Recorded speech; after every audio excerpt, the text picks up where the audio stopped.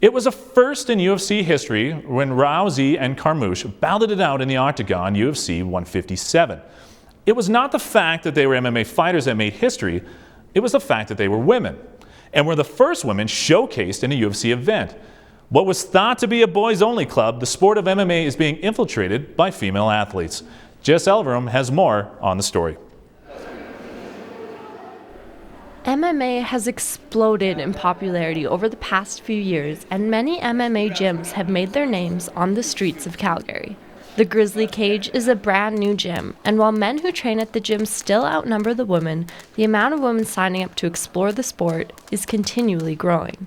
As MMA grows rapidly in popularity, and women now compete in the UFC, what was thought to be a typical men's sport is destroying the gender gap.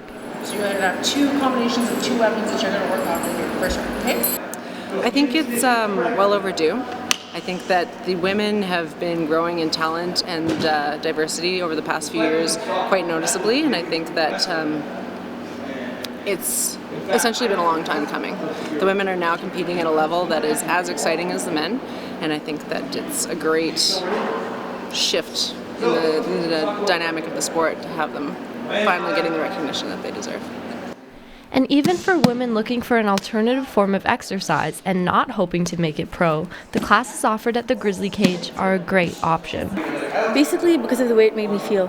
I didn't know what kickboxing was when I first joined, and then once I started, I loved the way I felt and loved the changes that occurred in my body. That's the reason I joined and stayed with it.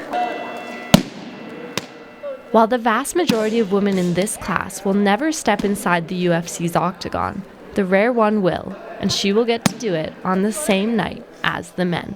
For MRU TV News, I'm Jess Elverum.